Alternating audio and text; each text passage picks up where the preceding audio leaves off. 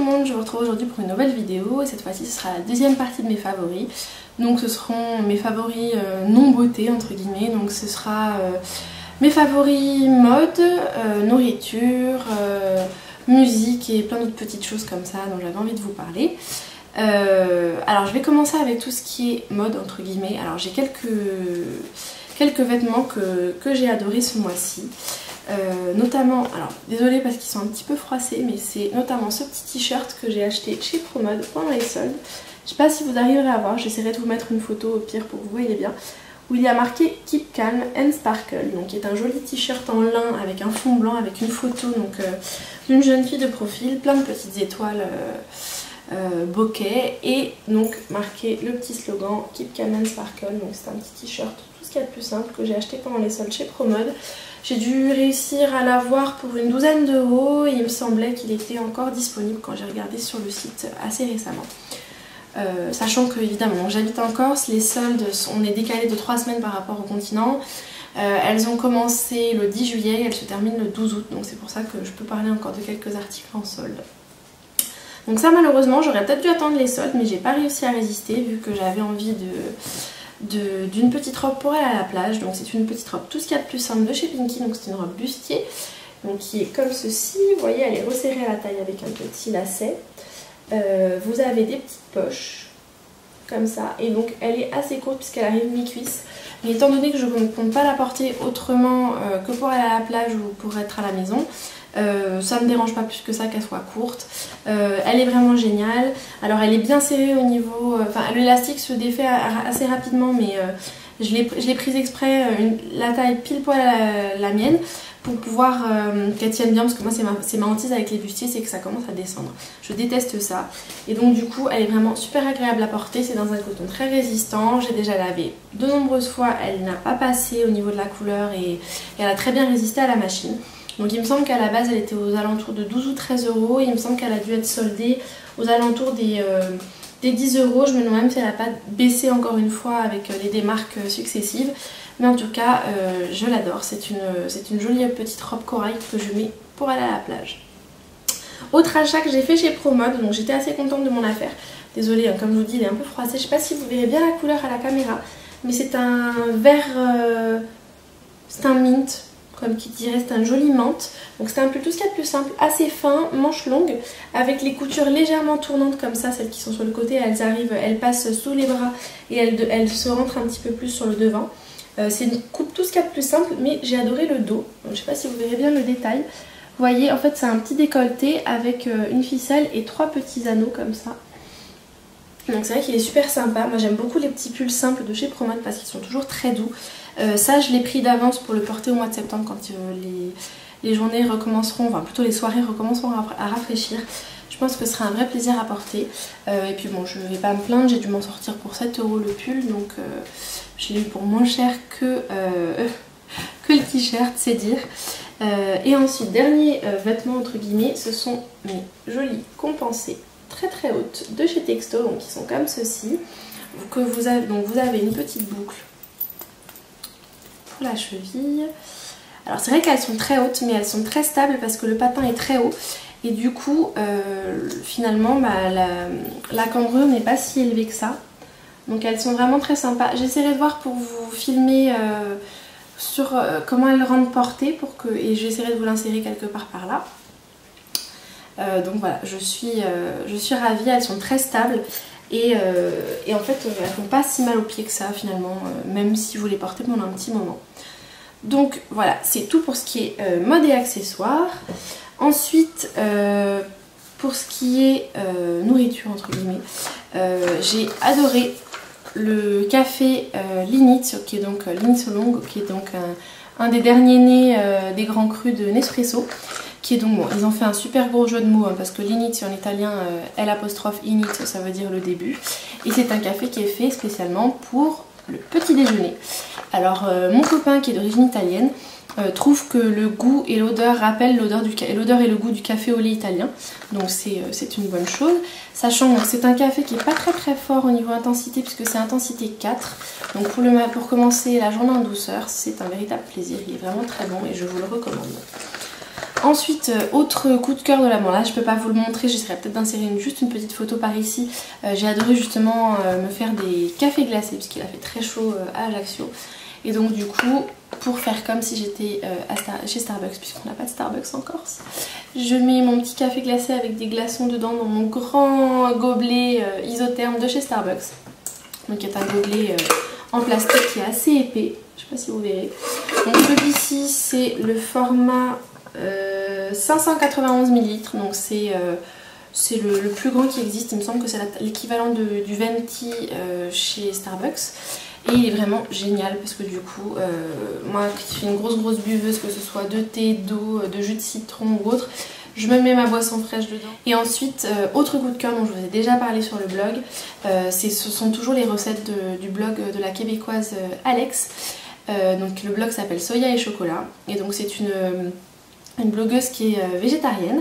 Et elle propose de temps à autre donc des vidéos, beaucoup de recettes sans gluten, des recettes végétaliennes, des recettes végétariennes et de toutes sortes. Alors quel que soit le moment de la journée, vous devriez pouvoir trouver sans aucun souci une recette qui vous plaît.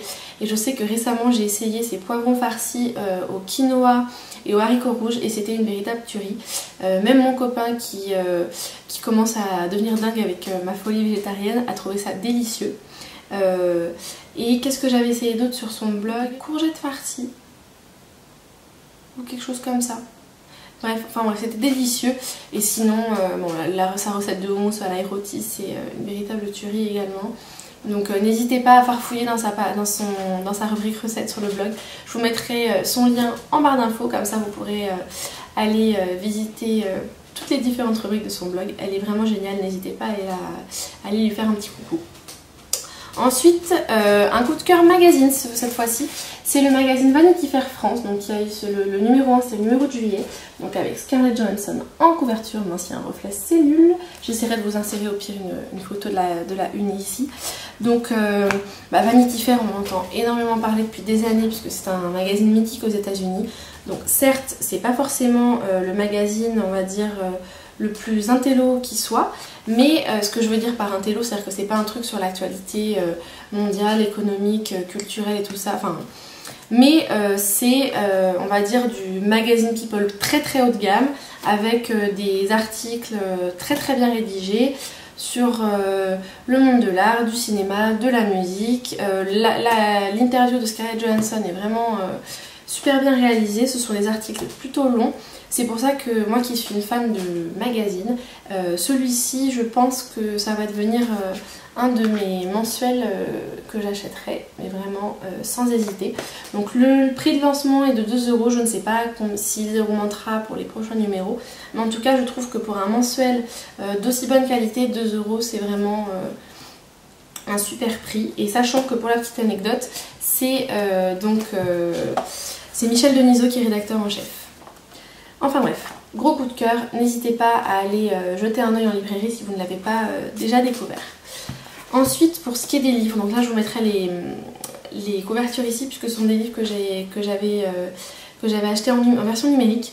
Donc j'ai fini enfin, après plusieurs mois de lecture, le tome 3 de la trilogie 50 Shades of Grey. Donc oui, j'ai lu de la littérature érotique, mais ça fait tellement de temps que j'en entendais parler, j'étais curieuse et j'ai voulu découvrir les mystères donc, de Christian Grey et Kiba Tifel avec l'héroïne Anastasia Steele. Et alors c'est vrai que le premier tome est très porté sur le sexe évidemment, puisque ça reste un livre qui est porté sur tout ce qui est on va dire érotique SM. Donc effectivement les scènes de sexe sont crues, donc pour celles qui sont un petit peu sensibles à ce niveau là, c'est pas la peine de vous lancer là dedans parce que c'est vrai que les scènes sont décrites assez crûment. Mais alors ce qui est assez drôle, c'est qu'en fait on se laisse bien prendre dans l'histoire, les personnages sont très attachants, on a forcément envie de découvrir tous les mystères et tous les secrets de la vie de Christian Grey. On a envie de comprendre un peu le pourquoi du comment, du parce que de sa vie. Et c'est vrai que plus ça va, moins les scènes de sexe on va dire sont présentes. Bon, elles sont présentes hein, évidemment, ça reste un livre qui est quand même étiqueté littérature érotique. Donc voilà. Mais c'est vrai que le tome 3 est vraiment top parce que voilà, il y a Anastasia qui se développe de plus en plus dans son, entre guillemets, son indépendance, qui veut s'imposer face à un Christian dominateur qui devient de plus en plus mystérieux, et on découvre enfin tous les mystères qui se cachent derrière sa vie. Et donc c'est vrai que c'est une trilogie qui est très sympa à lire. Donc évidemment, si vous n'aimez pas tout ce qui est un petit peu érotique, c'est pas la peine de vous lancer. Si vous avez envie de vous évader cet été, n'hésitez pas en tout cas à lire la trilogie, je vous la recommande vivement. Et ensuite, évidemment, moi qui suis une grande fan de la série Pretty Little Liars, j'avais très envie de découvrir les livres qui se cachent derrière. Donc personnellement, je les ai téléchargés en version anglaise parce que j'avais envie de lire un petit peu en anglais pour devenir une lectrice plus rapide de l'anglais. Et en tout cas, j'ai dévoré le tome 1, donc il se laisse lire facilement. Il n'y a pas forcément de gros soucis de langage. Évidemment, c'est une littérature pour jeunes, donc forcément, il n'y aura pas d'anglais trop soutenu, donc ça se lit assez facilement. Et c'est vrai que dès le premier tome, on voit quand même qu'il y a quelques divergences avec la série. Ils ont pris des libertés. L'auteur de la série, donc des livres, est une des scénaristes de la série. Donc évidemment, je pense qu'elle a quand même son mot à dire là-dedans. Donc Sarah Shepard, oui, effectivement, l'auteur des livres fait également partie de l'équipe qui a créé la série. Ensuite, il y a un film que j'ai juste adoré, évidemment, je ne pouvais pas l'oublier vu que j'avais adoré le premier. J'ai été voir Moi Moche et Méchant 2 au cinéma. Alors les personnages sont toujours aussi attirants, la petite Agnès est toujours plus mignonne, les mignons, les petites créatures jaunes de Gru sont bien plus présents que dans le premier opus, mais du coup ils n'en sont que plus drôles. Alors vous verrez, il y a plein de petits clins d'œil pour les adultes que je trouve assez mignons. Il est très drôle pour les enfants, mais du coup pour les plus âgés, on a quand même des références qui sont assez comiques. Les reprises de chansons en version mignon avec des chansons qui n'ont ni queue ni tête mais qui sont à mourir de rire. Donc en tout cas, pour ceux qui ne l'ont pas encore vu, s'il passe encore dans les cinémas proches de chez vous, n'hésitez pas, vous passerez un super bon moment. Je sais qu'on a énormément rigolé et en tout cas, écoutez, entendre la voix de Gad Elmaleh et celle d'Audrey Lamy, parce que c'est Audrey Lamy qui double le personnage féminin principal, c'était juste un très bon moment.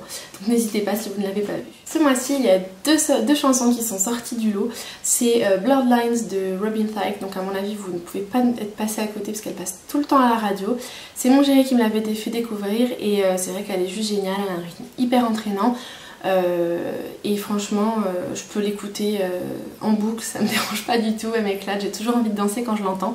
C'est en duo avec Tia et Pharrell, vous direz que ça rappelle un petit peu le style de Michael Jackson, je trouve qu'il y a une petite touche qui rappelle. Et ensuite la deuxième chanson, c'est la chanson Dance de Lumidee, en duo avec Fatman Scoop.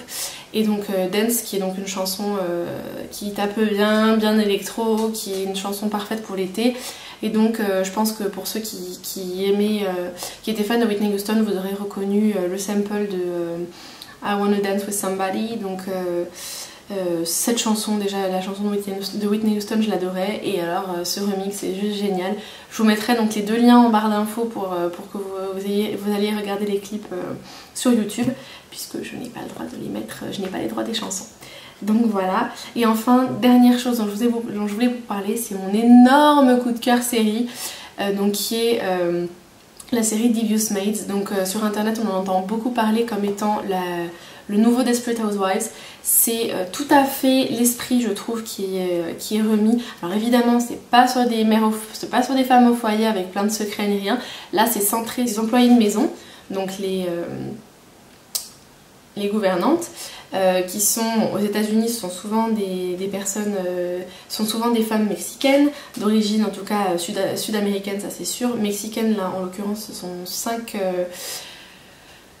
gouvernantes mexicaines, donc avec des actrices qui sont toutes plus jolies les unes que les autres. Alors évidemment, elles servent dans des familles richissimes de Beverly Hills, à Los Angeles, et c'est vrai qu'il y a en fait, la série commence avec, c'est centré, donc le premier épisode est centré sur une